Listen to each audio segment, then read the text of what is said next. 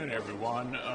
I think we could all agree the single biggest unforced error of the Biden administration was what they did in the first few days to basically undo the executive action that had been taken by the previous administration to secure the border. We entered into a good faith negotiation led by Senator Langford with the administration to try to come up with something we could agree on. It's pretty obvious that was not likely to pass the Senate and certainly wouldn't have passed the House. So what the president is left with is what he can do on his own. And he ought to do everything he can do on his own. Legislation, I've been around a while, as you all know. It's been very difficult to legislate in this area the whole time I've been here. So the president needs to step up to it, do everything he can do on his own, because legislation obviously is not going to clear this year.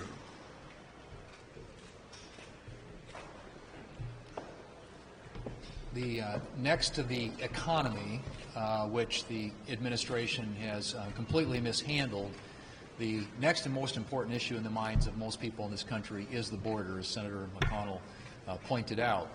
And in fact, you look at the polls, 80% of Americans believe the border is an issue. And more than 50% of Americans believe it is a major issue. Senate Republicans happen to agree on that, which is why we've been urging the Biden administration to take the actions that are necessary to get operational control of the border, and they can consistently fail in that regard. This is an example of just the gotaway. So you hear us talk about numbers like those apprehended. That number is 7.5 million or so.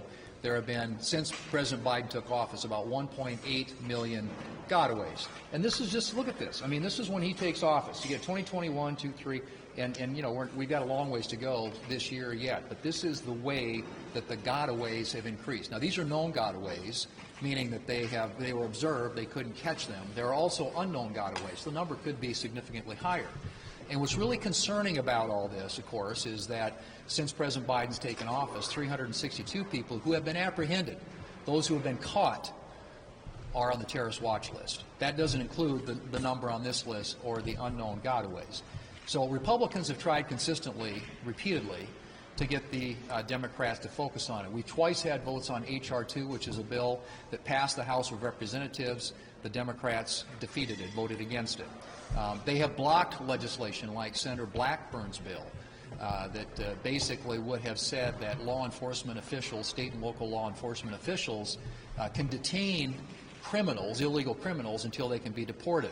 There was a Budd bill that would have made attacking a law enforcement officer a deportable offense. The Democrats blocked that. They blocked a bill by Senator Hagerty, if you can imagine this, that would make it a requirement that to be counted in the census, you actually have to be a citizen of the country. They blocked that legislation. So Republicans have tried repeatedly to get Democrats to focus on this on the floor, and they have not. So where we are right now, obviously, is this has become a political liability, a political vulnerability for the Democrats. I wish they were focused on this issue because they think it's a national security issue. The reason all of a sudden they're interested in doing something, or at least appearing to be doing something, is because they know they've got a big political vulnerability on this. This can be solved very simply. This President Biden, can reverse all the policies that he implemented the day he took office, which is what has led to this massive, massive problem at our southern border.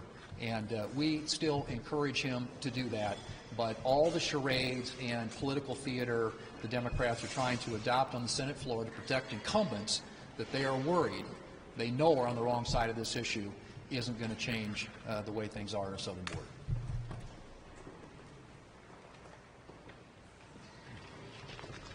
Chuck Schumer is going to bring to the floor of the Senate a so-called immigration bill this week that he knows is doomed to fail because it failed the last time he tried the same trick. Democrats are desperately trying to deflect the blame for the damage that's been caused to our country as a result of our wide-open southern border. people all across the country know that it's the Democrats' fault for bringing in the drugs, the death, the destruction that comes from our southern border. When Joe Biden took that first step into the White House as president, our southern border was secure. He threw open the border along with the Democrats, and 10 million illegal immigrants invaded our country. People on the criminal watch list, cartel criminals, drug dealers, people from all parts of the world came across our southern border.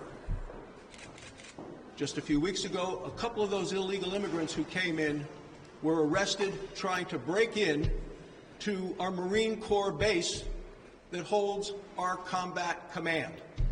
One apparently was on the terrorist watch list.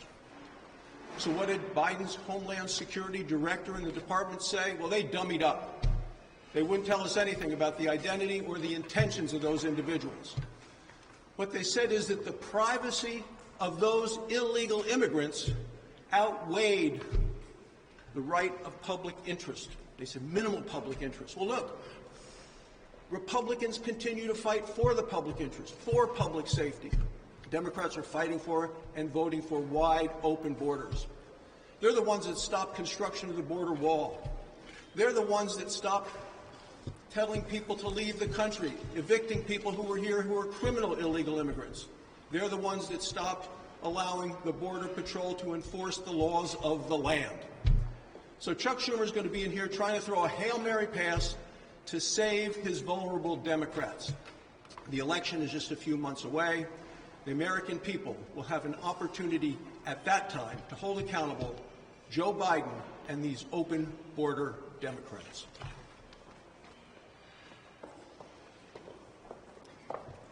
I think all of us remember what was going on about 4 years ago in 2020. We were in the throes of COVID-19, pandemic that swept all around the world. Well, folks, here we are 4 years later, and finally, the scientists at EcoHealth will never be allowed to get their hands on bats or our taxpayer funding ever again. For years, folks, I've been working very hard to protect Americans from funding EcoHealth's dangerous experiments at Chinese labs, including the Wuhan Institute of Virology, and the same work that they are doing now right here on American soil. So yeah, EcoHealth Alliance working right here in the U.S. doing the same thing they were doing at Chinese labs. And after years and years and years of denials by Dr. Fauci himself and his friends, HHS has finally now admitted that yes, folks, they were funding gain-of-function research at Wuhan Institute of Virology. Straight from HHS, they are finally admitting what they denied for years. So before getting any other batty ideas, what we need to do as Congress is put in place guardrails so that what happened at the Wuhan Institute of Virology never happens again, whether it's overseas in China or right here on American soil. So I'm working to ensure that Congress stops funding for all risky research of pandemic potential. So we need to make sure that Americans' taxpayer dollars are not being misspent, again, whether it's in China or right here in the good old United States of America. Well, I wanted to bring to everybody's attention something that doesn't get much attention, and you've heard the term follow the money. So I looked up where did follow the money. I thought it was from a Tom Cruise movie, but it wasn't. It was from Watergate. And follow the money is what they did in Watergate, and we saw what happened. So my young staffer, who's very bright, and I see him over there, Adam Pack, followed the money. And the money is from the so-called Inflation Reduction Act. So in the name of green and environmental justice, there's over $40 billion that are going to be granted out through the EPA. So, with this great research that was done, what was discovered that in December, the EPA granted $50 million to an organization called Climate Justice Alliance. So we went to the website of Climate Justice Alliance. This is what we found on the website, that our taxpayer dollars are going to organizations such as this. This, at the bottom, is a picture of the bulldozer that went through the fence when Hamas attacked Israel on October the 7th. They have a rendering on their website. It says Decolonize Palestine, and it has a picture of that same bulldozer going through that fence. If you dig deeper, they want to defund the police, defund the military, either them or their affiliates want to have very radical, drastic initiatives that I think are anti-American. And they're certainly anti-Israel and anti-Semitic. So the Biden administration doesn't seem to care. $50 million in December. Who knows how much more in the future, and other like groups, because there are other associated groups with this group. There's no inspector general for EPA to follow the money because they don't care. Because all they care about is the mission, the climate mission, no matter what the radical ideas that are associated with the groups. So then you could ask yourself, is this group really going to be funding climate, cleaning up the water and cleaning up the soil and cleaning up the air? Or are they going to be funding things like the protests they had in Hart just several weeks ago, where several of them were arrested? So follow the money. We're going to be doing that in the Environment and Public Works Committee. That's where the derivation of this was. And I find it rather startling to me that the EPA is not doing, and the administration are not doing any better research as to where our American taxpayer dollars are going.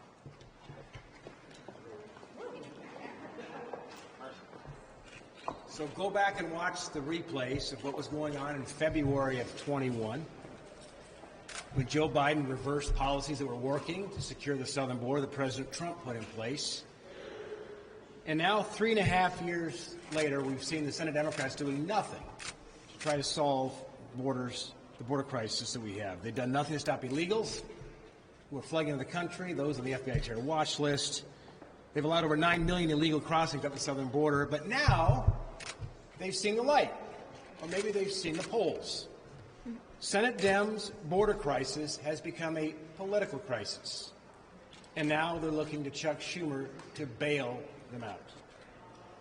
This is Washington cynicism at its finest, and the American people won't be fooled. This is a political stunt. The reason, look at the votes the Senate Democrats have already cast. They voted against the Lincoln-Riley Act, which calls for illegals who commit theft or shoplifting to be detained or deported. They voted against deportation for illegals who are assaulting police officers. They voted to keep state and local law enforcement from detaining illegals who commit crimes until they can be deported. This is the real record. The Senate Democrats, and the spin or the sham votes will not be able to erase this dismal record that opened our southern border and made America unsafe. Leader McConnell. Leader McConnell. I think I ought to give Manute one more opportunity on you, and that once a week. Okay. Well, this time I want to ask you about Justice Alito. There was a report last week that outside of Justice Alito's home, there was an upside-down American flag that was flown outside of his home, similar to what was used by the January 6th rioters. Was that appropriate for the justice to do that? And should he recuse himself from any cases relating to the election? It seems to me there are just nonstop attacks on the Supreme Court, week after week after week.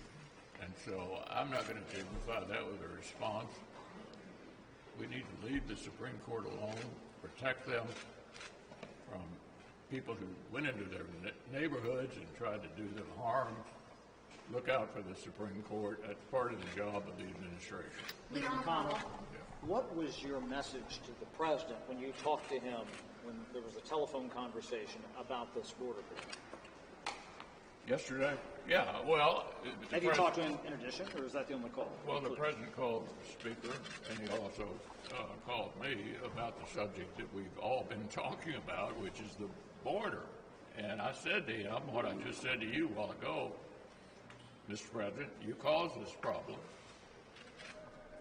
There was no legislation that allowed the problem to be fixed. Why don't you just renew what the previous administration was doing, which got the border in decent shape?